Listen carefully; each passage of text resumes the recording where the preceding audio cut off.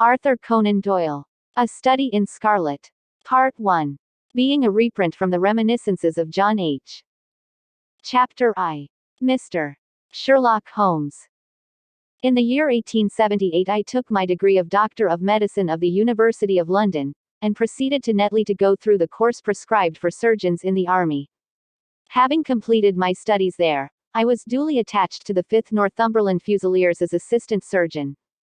The regiment was stationed in India at the time, and before I could join it, the Second Afghan War had broken out. On landing at Bombay, I learned that my corps had advanced through the passes, and was already deep in the enemy's country. I followed, however, with many other officers who were in the same situation as myself, and succeeded in reaching Kandahar in safety, where I found my regiment, and at once entered upon my new duties. The campaign brought honors and promotion to many, but for me it had nothing but misfortune and disaster. I was removed from my brigade and attached to the Berkshires, with whom I served at the fatal Battle of Maiwand. There I was struck on the shoulder by a Jezail bullet, which shattered the bone and grazed the subclavian artery. I should have fallen into the hands of the murderous Ghazis had it not been for the devotion and courage shown by Murray, my orderly, who threw me across a pack horse, and succeeded in bringing me safely to the British lines. Worn with pain, and weak from the prolonged hardships which I had undergone, I was removed, with a great train of wounded sufferers, to the base hospital at Peshawar. Here I rallied, and had already improved so far as to be able to walk about the wards, and even to bask a little upon the veranda, when I was struck down by enteric fever, that curse of our Indian possessions. For months my life was despaired of, and when at last I came to myself and became convalescent, I was so weak and emaciated that a medical board determined that not a day should be lost in sending me back to England. I was dispatched, accordingly, in the troop ship, Orontes, and landed a month later on Portsmouth jetty, with my health irretrievably ruined, but with permission from a paternal government to spend the next 9 months in attempting to improve it. I had neither kith nor kin in England, and was therefore as free as air, or as free as an income of 11 shillings and sixpence a day will permit a man to be. Under such circumstances, I naturally gravitated to London, that great cesspool into which all the loungers and idlers of the empire are irresistibly drained. There I stayed for some time at a private hotel in the Strand, leading a comfortless, meaningless existence, and spending such money as I had, considerably more freely than I ought. So alarming did the state of my finances become, that I soon realized that I must either leave the metropolis and rusticate somewhere in the country, or that I must make a complete alteration in my style of living. Choosing the latter alternative, I began by making up my mind to leave the hotel, and to take up my quarters in some less pretentious and less expensive domicile. On the very day that I had come to this conclusion, I was standing at the Criterion bar, when someone tapped me on the shoulder, and turning round I recognized young Stamford, who had been a dresser under me at Bart's. The sight of a friendly face in the great wilderness of London is a pleasant thing indeed to a lonely man. In old days Stamford had never been a particular crony of mine, but now I hailed him with enthusiasm, and he, in his turn, appeared to be delighted to see me. In the exuberance of my joy, I asked him to lunch with me at the Holborn, and we started off together in a hansom. "Whatever have you been doing with yourself, Watson?" he asked in disguised wonder, as we rattled through the crowded London streets. "You are as thin as a lath and as brown as a nut." I gave him a short sketch of my adventures, and had hardly concluded it by the time that we reached our destination. "Poor devil," he said, commiseratingly, after he had listened to my misfortunes. "What are you up to now?"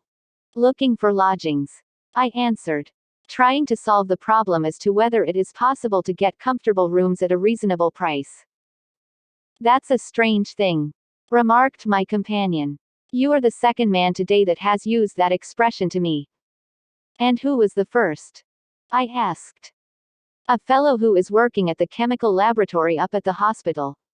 He was bemoaning himself this morning because he could not get someone to go halves with him in some nice rooms which he had found, and which were too much for his purse." "By Jove!" I cried, "if he really wants someone to share the rooms and the expense, I am the very man for him. I should prefer having a partner to being alone." Young Stamford looked rather strangely at me over his wine glass. You don't know Sherlock Holmes yet, he said. Perhaps you would not care for him as a constant companion. Why, what is there against him? Oh, I didn't say there was anything against him. He is a little queer in his ideas, an enthusiast in some branches of science. As far as I know, he is a decent fellow enough. A medical student, I suppose, said I. No, I have no idea what he intends to go in for. I believe he is well up in anatomy, and he is a first-class chemist. But, as far as I know, he has never taken out any systematic medical classes. His studies are very desultory and eccentric, but he has amassed a lot of out-of-the-way knowledge which would astonish his professors. Did you never ask him what he was going in for? I asked.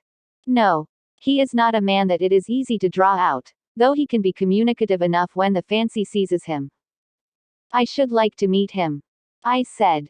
If I am to lodge with anyone, I should prefer a man of studious and quiet habits. I am not strong enough yet to stand much noise or excitement. I had enough of both in Afghanistan to last me for the remainder of my natural existence. How could I meet this friend of yours? He is sure to be at the laboratory, returned my companion. He either avoids the place for weeks, or else he works there from morning to night. If you like, we shall drive round together after luncheon. Certainly, I answered, and the conversation drifted away into other channels. As we made our way to the hospital after leaving the Holborn, Stamford gave me a few more particulars about the gentleman whom I proposed to take as a fellow lodger. You mustn't blame me if you don't get on with him, he said. I know nothing more of him than I have learned from meeting him occasionally in the laboratory. You proposed this arrangement, so you must not hold me responsible. If we don't get on, it will be easy to part company, I answered. It seems to me, Stamford, I added, looking hard at my companion, that you have some reason for washing your hands of the matter. Is this fellow's temper so formidable, or what is it? Don't be mealy-mouthed about it. It is not easy to express the inexpressible, he answered with a laugh. Holmes is a little too scientific for my tastes, it approaches to cold-bloodedness. I could imagine his giving a friend a little pinch of the latest vegetable alkaloid, not out of malevolence, you understand, but simply out of a spirit of inquiry in order to have an accurate idea of the effects. To do him justice, I think that he would take it himself with the same readiness. He appears to have a passion for definite and exact knowledge. Very right too. Yes, but it may be pushed to excess. When it comes to beating the subjects in the dissecting rooms with a stick, it is certainly taking rather a bizarre shape. Beating the subjects. Yes, to verify how far bruises may be produced after death. I saw him at it with my own eyes. And yet you say he is not a medical student. No. Heaven knows what the objects of his studies are. But here we are, and you must form your own impressions about him. As he spoke, we turned down a narrow lane and passed through a small side door, which opened into a wing of the great hospital. It was familiar ground to me, and I needed no guiding as we ascended the bleak stone staircase and made our way down the long corridor with its vista of whitewashed wall and dun-colored doors. Near the further end, a low-arched passage branched away from it and led to the chemical laboratory. This was a lofty chamber, lined and littered with countless bottles. Broad, low tables were scattered about, which bristled with retorts, test tubes, and little Bunsen lamps, with their blue flickering flames. There was only one student in the room, who was bending over a distant table absorbed in his work.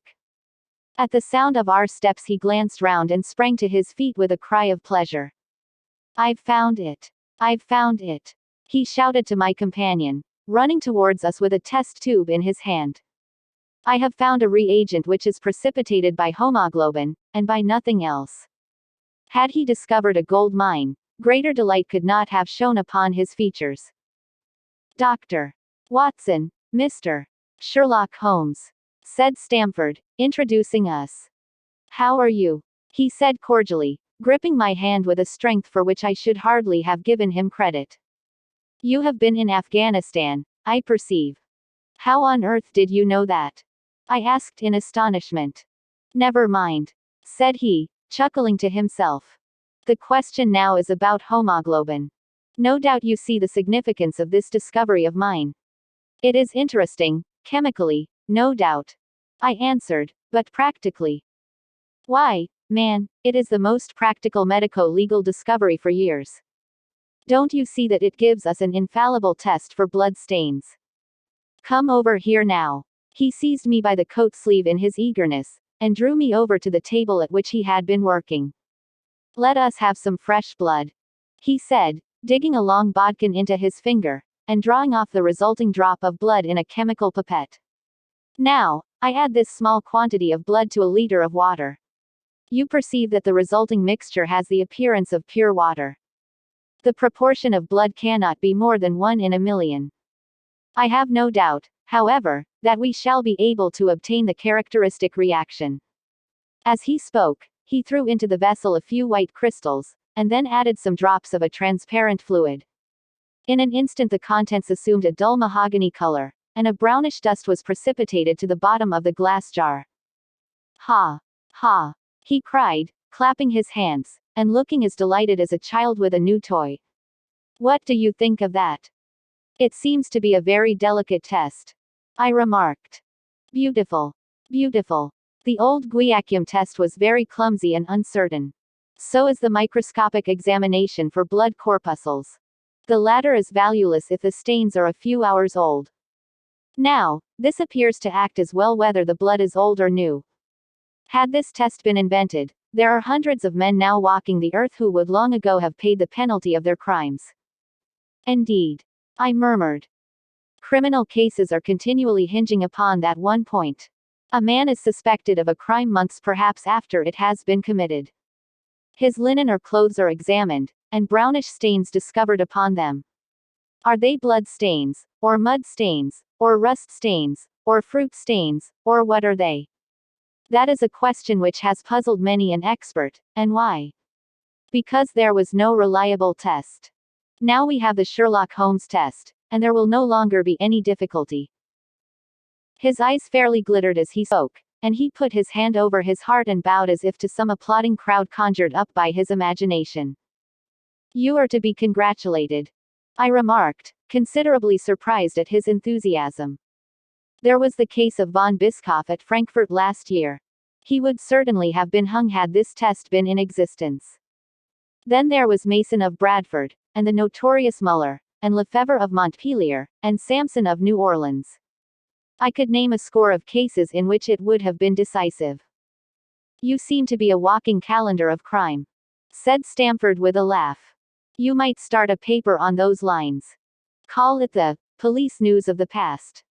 Very interesting reading it might be made, too, remarked Sherlock Holmes, sticking a small piece of plaster over the prick on his finger. I have to be careful, he continued, turning to me with a smile, for I dabble with poisons a good deal. He held out his hand as he spoke, and I noticed that it was all mottled over with similar pieces of plaster, and discolored with strong acids. We came here on business, said Stamford, sitting down on a high three-legged stool, and pushing another one in my direction with his foot.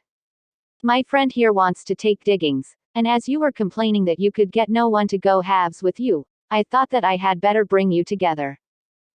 Sherlock Holmes seemed delighted at the idea of sharing his rooms with me. I have my eye on a suite in Baker Street, he said, which would suit us down to the ground. You don't mind the smell of strong tobacco, I hope. I always smoke ships, myself, I answered. That's good enough. I generally have chemicals about, and occasionally do experiments. Would that annoy you? By no means. Let me see, what are my other shortcomings? I get in the dumps at times, and don't open my mouth for days on end. You must not think I am sulky when I do that. Just let me alone, and I'll soon be right. What have you to confess now? It's just as well for two fellows to know the worst of one another before they begin to live together. I laughed at this cross-examination. I keep a bull pup, I said, and I object to rows because my nerves are shaken, and I get up at all sorts of ungodly hours, and I am extremely lazy. I have another set of vices when I'm well, but those are the principal ones at present.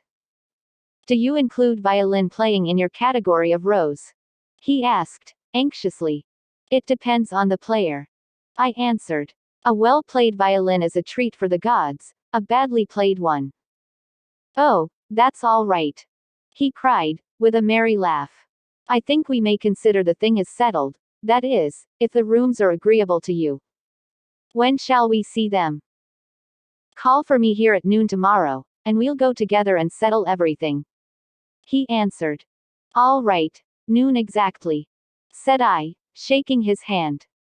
We left him working among his chemicals, and we walked together towards my hotel. By the way, I asked suddenly, stopping and turning upon Stamford, how the deuce did he know that I had come from Afghanistan? My companion smiled an enigmatical smile. That's just his little peculiarity, he said. A good many people have wanted to know how he finds things out. Oh, a mystery is it? I cried, rubbing my hands. This is very piquant. I am much obliged to you for bringing us together. The proper study of mankind is man, you know. You must study him, then, Stamford said, as he bade me goodbye. You'll find him a knotty problem, though. I'll wager he learns more about you than you about him. Goodbye. Goodbye, I answered, and strolled on to my hotel, considerably interested in my new acquaintance. Chapter 2. The Science of Deduction. We met next day as he had arranged, and inspected the rooms at No. 221B, 5 Baker Street, of which he had spoken at our meeting.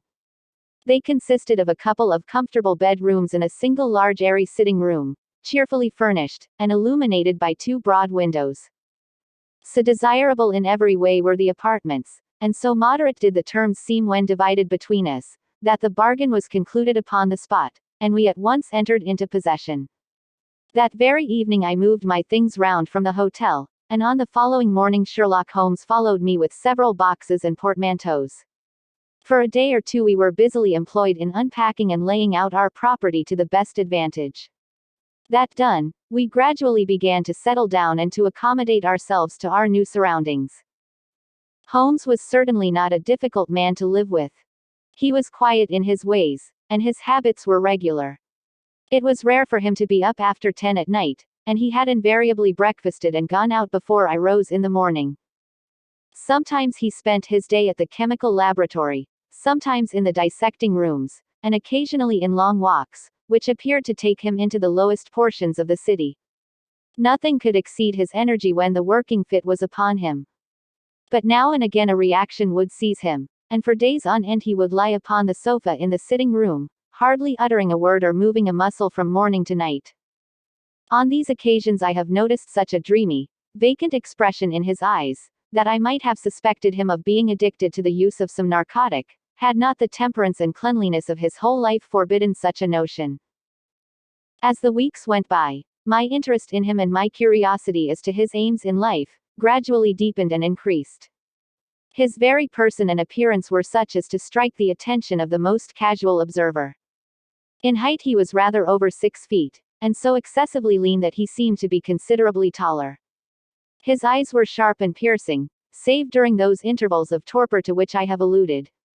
And his thin, hawk-like nose gave his whole expression an air of alertness and decision. His chin, too, had the prominence and squareness which mark the man of determination. His hands were invariably blotted with ink and stained with chemicals, yet he was possessed of extraordinary delicacy of touch, as I frequently had occasion to observe when I watched him manipulating his fragile philosophical instruments.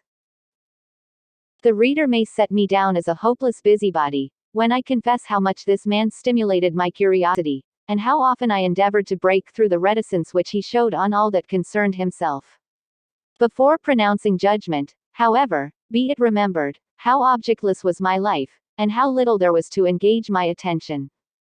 My health forbade me from venturing out unless the weather was exceptionally genial, and I had no friends who would call upon me and break the monotony of my daily existence. Under these circumstances, I eagerly hailed the little mystery which hung around my companion, and spent much of my time in endeavoring to unravel it. He was not studying medicine. He had himself, in reply to a question, confirmed Stamford's opinion upon that point. Neither did he appear to have pursued any course of reading which might fit him for a degree in science or any other recognized portal which would give him an entrance into the learned world. Yet his zeal for certain studies was remarkable, and within eccentric limits his knowledge was so extraordinarily ample and minute that his observations have fairly astounded me. Surely no man would work so hard or attain such precise information unless he had some definite end in view. Desultory readers are seldom remarkable for the exactness of their learning. No man burdens his mind with small matters unless he has some very good reason for doing so. His ignorance was as remarkable as his knowledge. Of contemporary literature, philosophy and politics he appeared to know next to nothing. Upon my quoting Thomas Carlyle, he inquired in the naivest way who he might be and what he had done. My surprise reached a climax, however, when I found incidentally that he was ignorant of the Copernican theory and of the composition of the solar system. That any civilized human being in this 19th century should not be aware that the Earth traveled round the Sun appeared to be to me such an extraordinary fact that I could hardly realize it. You appear to be astonished, he said, smiling at my expression of surprise.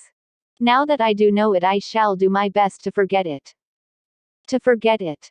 You see, he explained, I consider that a man's brain originally is like a little empty attic, and you have to stock it with such furniture as you choose. A fool takes in all the lumber of every sort that he comes across, so that the knowledge which might be useful to him gets crowded out, or at best is jumbled up with a lot of other things so that he has a difficulty in laying his hands upon it. Now the skillful workman is very careful indeed as to what he takes into his brain attic. He will have nothing but the tools which may help him in doing his work, but of these he has a large assortment, and all in the most perfect order. It is a mistake to think that that little room has elastic walls and can distend to any extent. Depend upon it, there comes a time when for every addition of knowledge you forget something that you knew before. It is of the highest importance, therefore, not to have useless facts elbowing out the useful ones. But the solar system, I protested. What the deuce is it to me? He interrupted impatiently. You say that we go round the sun. If we went round the moon it would not make a pennyworth of difference to me or to my work. I was on the point of asking him what that work might be, but something in his manner showed me that the question would be an unwelcome one. I pondered over our short conversation, however, and endeavored to draw my deductions from it. He said that he would acquire no knowledge which did not bear upon his object. Therefore all the knowledge which he possessed was such as would be useful to him. I enumerated in my own mind all the various points upon which he had shown me that he was exceptionally well informed. I even took a pencil and jotted them down. I could not help smiling at the document when I had completed it. It ran in this way. Sherlock Holmes, his limits. 1. Knowledge of literature. Nil. 2. Philosophy. Nil. 3. Astronomy. Nil. 4. Politics. Feeble. 5. Botany. Variable. Well up in belladonna. Opium, and poisons generally. Knows nothing of practical gardening. 6. Geology. Practical, but limited. Tells at a glance different soils from each other. After walks has shown me splashes upon his trousers, and told me by their color and consistence in what part of London he had received them. 7. Chemistry. Profound. 8. Anatomy. Accurate, but unsystematic. 9. Sensational literature. Immense. He appears to know every detail of every horror perpetrated in the century. 10. Plays the violin well. 11. Is an expert singlistic player, boxer, and swordsman. 12. Has a good practical knowledge of British law. When I had got so far in my list I threw it into the fire in despair. If I can only find what the fellow is driving at by reconciling all these accomplishments, and discovering a calling which needs them all, I said to myself, I may as well give up the attempt at once. I see that I have alluded above to his powers upon the violin. These were very remarkable, but as eccentric as all his other accomplishments.